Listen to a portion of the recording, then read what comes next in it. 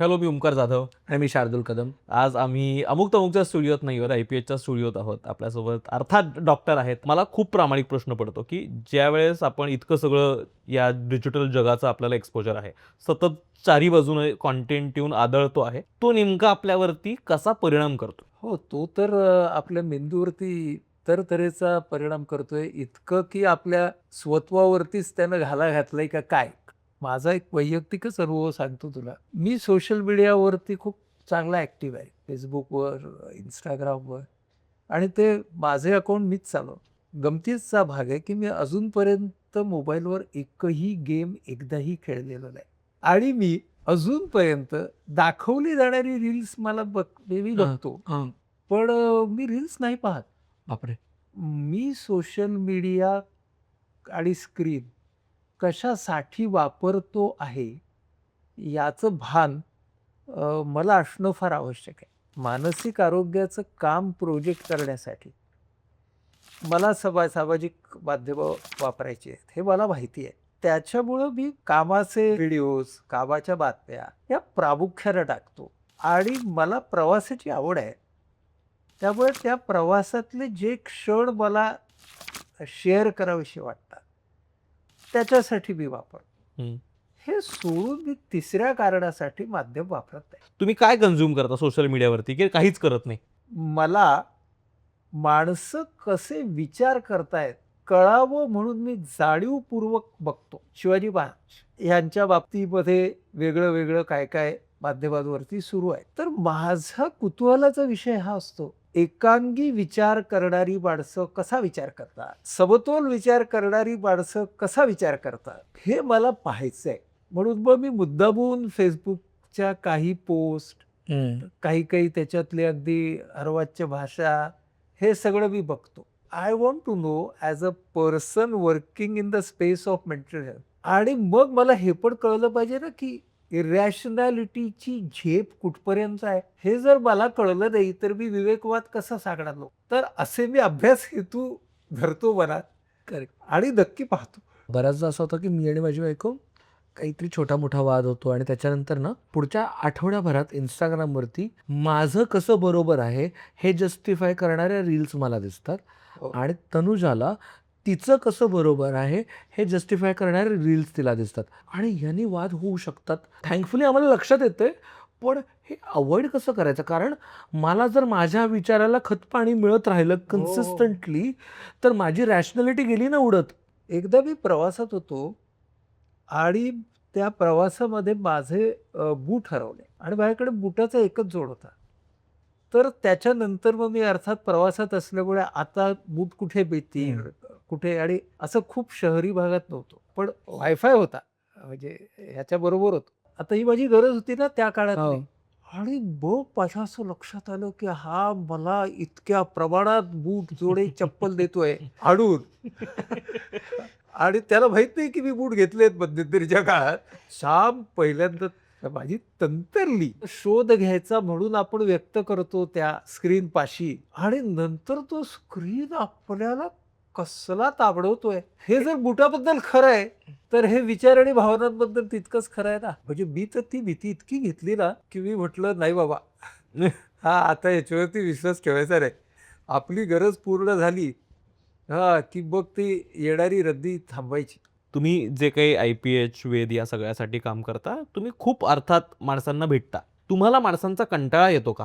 मला असं कंटाळा असं येत नाही खरं म्हणजे. त्या गोष्टीचं माझ्या बायकोला नेहमी आश्चर्य वाटतं, की तुला असा कंटाळा कसा येत नाही. पण ॲट अ लेव्हल एक कुटुंब म्हणून ना, आम्ही पुष्कळ प्रायव्हेट आहोत. आम्ही आमचं खाजगीपण एका बाजूने खूपच जपतो आणि असं बघतो, की ते सार्वजनिक आयुष्य आपलं जे आहे, हो. ज्याच्यामध्ये आपल्याला माणसं खूप भेटतात, आपल्याला आवडतात, त्यांना आपण आवडतो.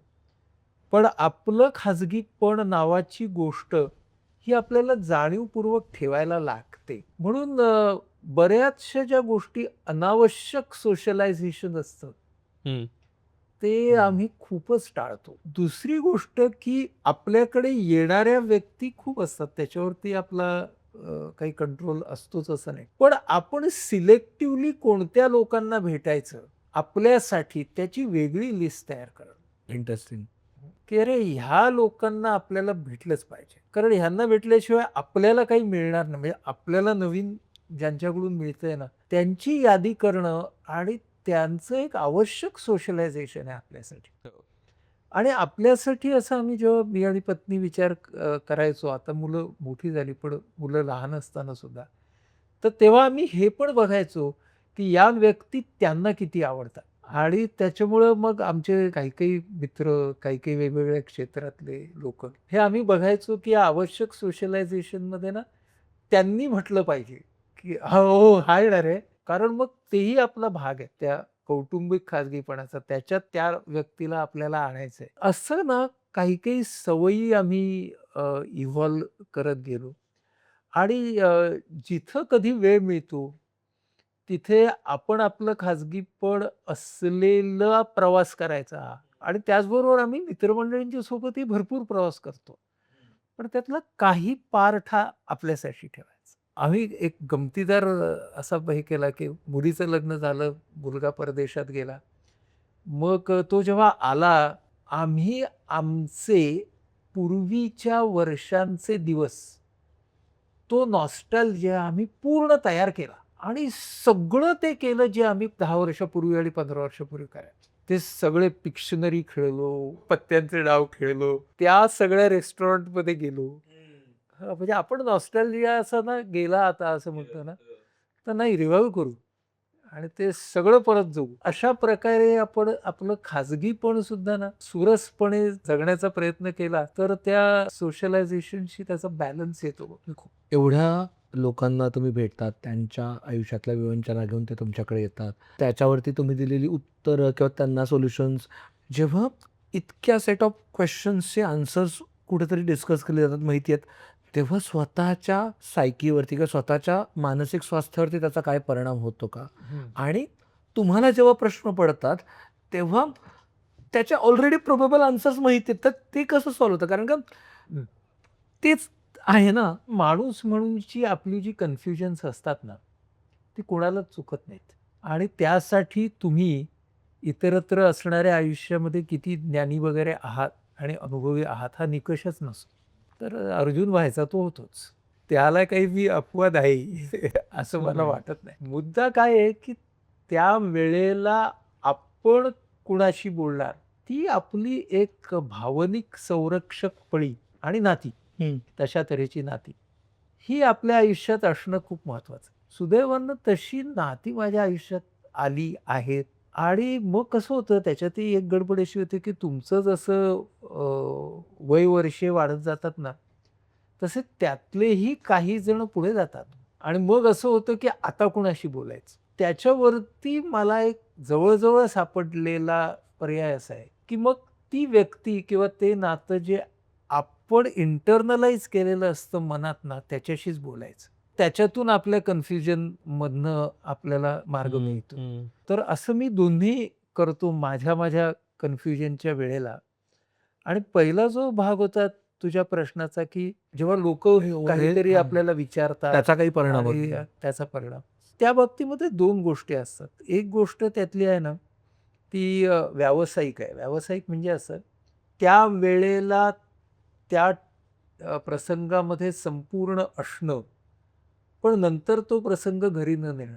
तर हे थोडंसं व्यावसायिक पण कौशल्य असतं, की ओ-पी-डीमध्ये पेशंट म्हणून जो येणार तो आपल्याकडे त्याची एक कहाणी घेऊन येणार आणि ती आपल्याला खूप आस्थापूर्वक ऐकायलाच हवी आहे आणि त्याच्यामध्ये तेवढं गुंतायलाही हवं आहे.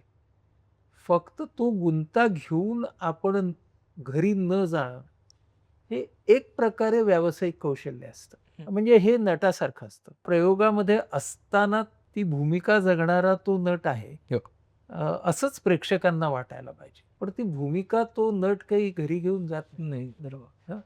तर ते जसं त्या व्यवसायामधलं कौशल्य असतं ना, तसं हे या व्यवसायात सुद्धा असतं. हं. आणि ते डॉक्टरी व्यवसायातल्या सर्व ब्रांचेसमध्ये असतं. तर हा एक भाग, व्यावसायिक भाग. दुसरा भाग असा, की खास करून एखादी व्यक्ती जेव्हा आपल्याबरोबर डिस्कस करते. मी ज्या पद्धतीने व्यवसायात आहे, त्या पद्धतीने असं होतं, की माझ्याशी बोलायला येणारा हा पेशंट असतोच असं नाही. तो काहीतरी अडचणीत सापडलेला असतो किंवा तो माझ्याकडे मेंटॉरिंग किंवा त्याच्या विकासासाठी आलेला असतो. त्यामुळे ते क्लिनिकल कॉन्व्हर्सेशन ओपीडीतलं प्रत्येक वेळेला असतंच असं नाही. त्यावेळेला मला सापडलेला मार्ग असा आहे, की आपण त्याला उत्तर देत आहोत, ह्याच्यातूनच स्वतःची सुटका करून घ्यायची. तर जेव्हा तो मला प्रश्न विचारतोस, तेव्हा तो प्रश्न घेऊन मी प्रवासाला निघतो आणि त्याच्यात मला जे दिसतं ते फक्त त्याला सांगतो.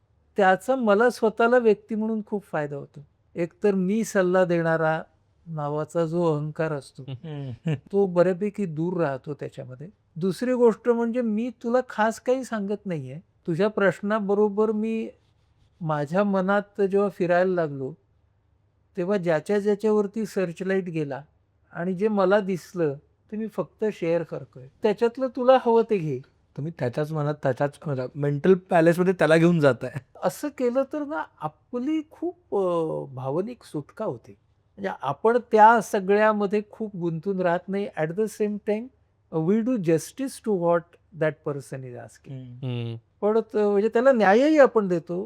त्याच्यामध्ये आपण 100% असतो सुद्धा. पण आपण त्याच्यामध्ये अडकून नाही राहत.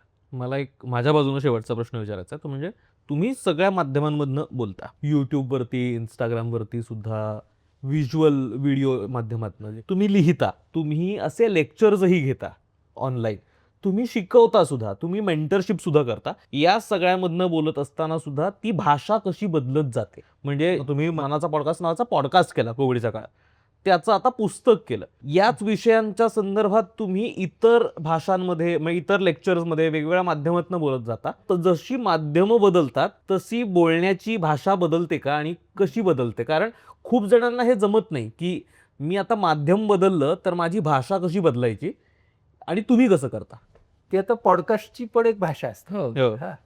आणि त्याच्यामध्ये ना बंधनं कमी असतात.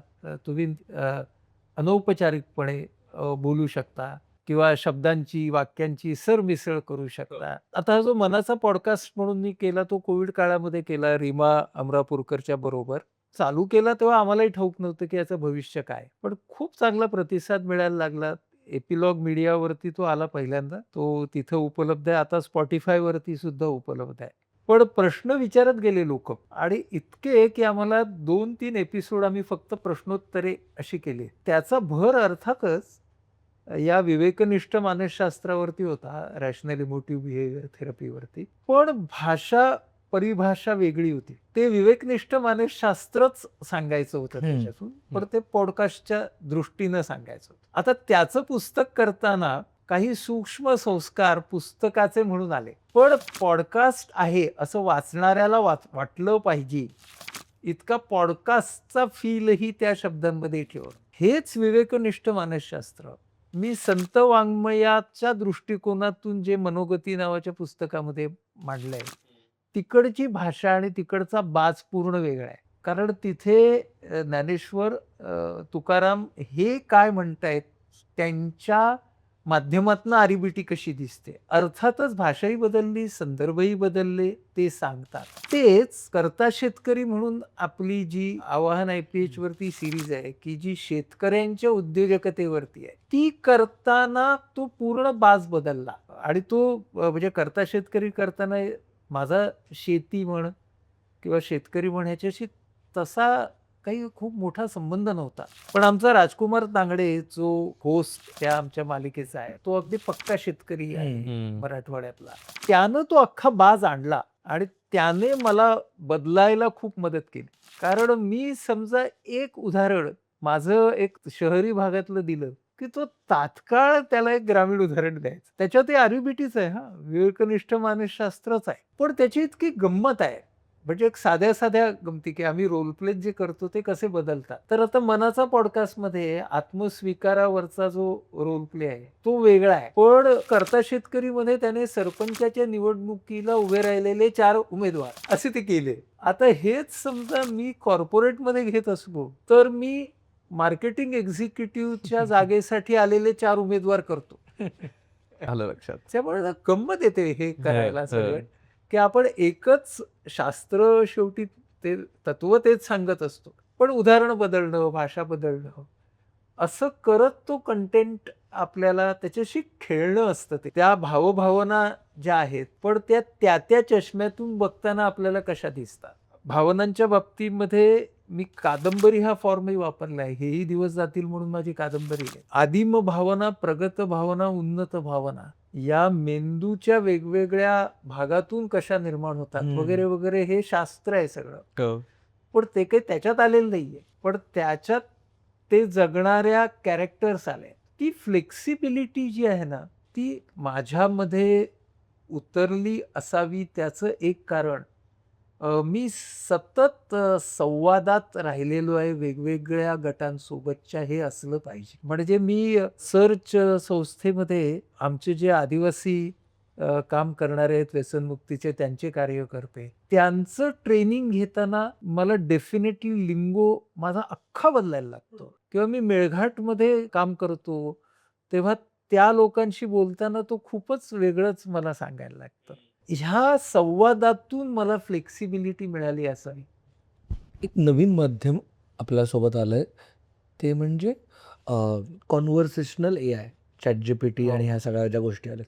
त्याच्याकडे तुम्ही कसं बघता? कारण तुम्ही जेव्हा एवढ्या हजारो लोकांसोबत काम केलंय, तेव्हा एक व्यक्ती एका ट्रेन्ड काउन्सिलरकडे न जाता एका ChatGPT किंवा बॉटकडे जाऊन त्याच्याशी गप्पा मारतोय, तर त्याचे दूरगामी परिणाम काय असू शकतील?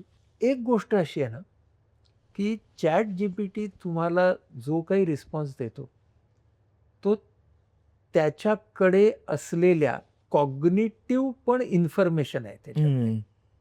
तिच्यावरती आधारित तो देतो. तिकडचं जे इमोशनल एक्सप्रेशन आहे ना, ते एक्सप्रेशन बऱ्यापैकी कृत्रिम असतं. म्हणजे आपल्याला कळतं, की I really appreciate your question हे प्रोग्राम्ड आहे, की अरे ह्याला सांगितलेलं आहे, की एम्पॅथी नावाचे एक स्किल आहे आणि त्यासाठी मिररिंग नावाचा प्रोसेस दाखवणारे शब्द तुला वापरायचे आहेत. असं सांगितल्यामुळे तो बोलतो. I am glad you really ask this question. हे आपल्याला त्याच्यातून जाता जाता कळतं.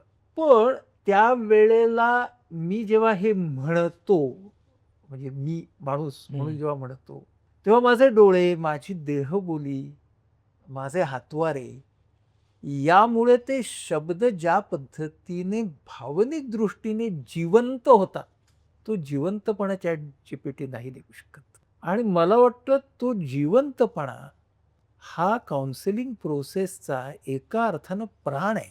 2 जिवंत माणसं एकमेकांशी संवाद साधणं हे का महत्वाचं आहे? कारण त्याच्यामध्ये बोललं जातंय त्याच्या पलीकडचं, ऐकलं जातंय त्याच्या पलीकडचं आणि हे आपण फक्त हिशोबी मनाने म्हटलं, की मला प्रश्न विचारायचा आहे आणि त्याला उत्तर पाहिजे. तर त्याच्यामध्ये ते येत नाही. आपल्याला एक लेखी पेपर असायचा आणि एक तोंडी पेपर असायचा ना. हो.